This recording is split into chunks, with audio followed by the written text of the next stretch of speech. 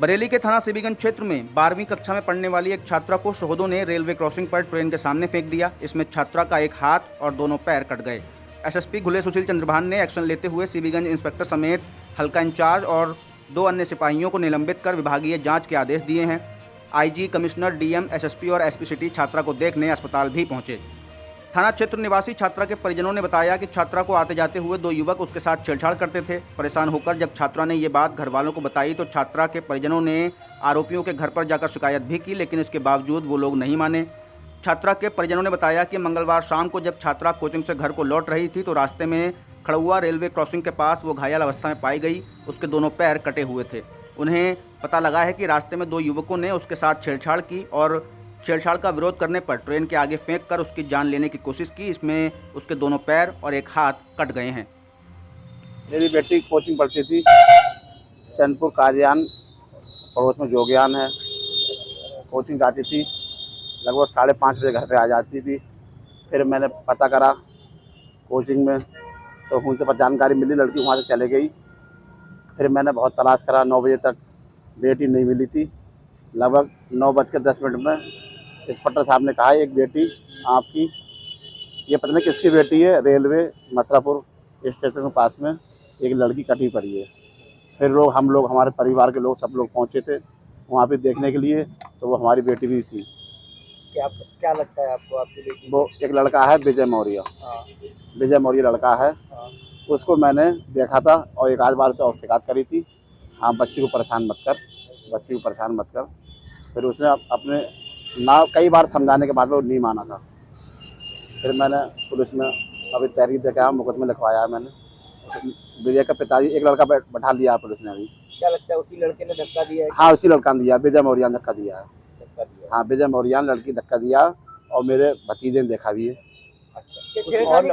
नहीं परेशान नहीं, छेड़खानी तुझे था सच में लंबे समय से, लगभग 5-6 लगभग 4-5 महीने से लड़की को परेशान कर रहा था। बच्ची ने नहीं बताया था मेरे लिए।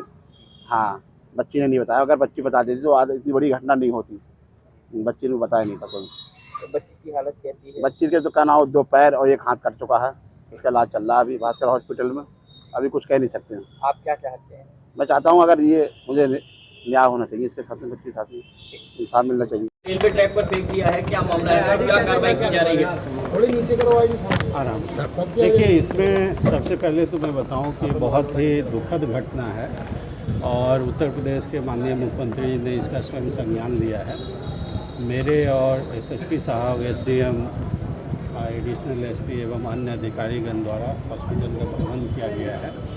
अभी तक अभियुक्त और उसके पिताजी को अरेस्ट कर लिया गया है और सरकार की तरफ से, और मैं भी आपको एश्योर करवाता हूँ, हमारे साथ एसएसपी साहब भी हैं, कि अभियुक्त का जांच करके कड़ी कार्रवाई की जाएगी। जहाँ तक कि बच्ची का सवाल है, एज लगभग 16-17 साल है, तो अभी ये भास्कर हॉस्पिटल है, वहाँ हॉस्पिटलाइज्ड है। मैं और एसएसपी साहब मिले हैं। कंडीशन डॉक्टर द्वारा सही नहीं बताई गई है, तो सीएमओ साहब से मेरी बात हुई है। इमीडिएटली हम उनको यहाँ के बेस्ट हॉस्पिटल में एएलएस एम्बुलेंस में मेडिकल टीम के साथ शिफ्ट कर रहे हैं और उनके जो इलाज में खर्चे होंगे उसकी सारी भरपाई सरकार करेगी।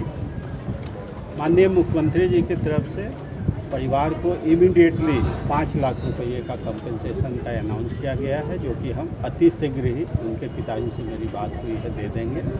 बाकी प्रशासन द्वारा हर एक तरीके का जो भी मदद होगा वो परिवार वालों को और जो बच्ची हैं उनको प्रोवाइड करना है। देखिए घटनाओं के बारे में तो एफआईआर लिखी गई है और संबंधित एसएचओ को निलंबित भी किया गया है। जांच के आधार पे जो भी तथ्य आएगा उसमें हम कड़ी कार्रवाई करवाएंगे। उसके आधार पे मुकदमा पंजीकृत किया गया है। इसमें जो मुख्य अभियुक्त और उसके पिता 2 लोगों को गिरफ्तार किया गया है और उनके खिलाफ जो भी कार्रवाई है वो की जा रही है। इसके अलावा इसमें पूरे घटना में जो थाना प्रभारी है यहाँ के और वहाँ के हल्का प्रभारी और बीट के आरक्षी, इनको क्षेत्र में सही तरीके से जानकारी न रखना, इसके लिए उनको निलंबित किया गया, उनके खिलाफ भी कार्रवाई की जा रही है। सर बजे आई सर क्या बजे आई? छात्रा की परिजनों ने क्या बताया?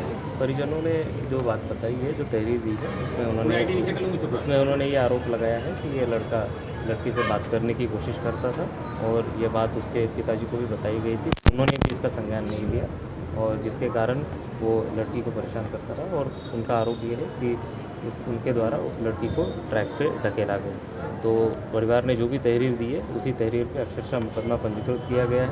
उसमें जो मुख्य अभियुक्त है वो और उसके पिता जिसको ये बात परिवार द्वारा संज्ञान में लाई थी, उसका भी इसमें दोष बनता है, उसको गिरफ्तार कर लिया गया है। और बाकी जो क्षेत्रीय पुलिस में थाना प्रभारी, हल्का प्रभारी और वहाँ के बीट के आरक्षी, उनके खिलाफ निलंबन की कार्रवाई की गई है। ठीक है।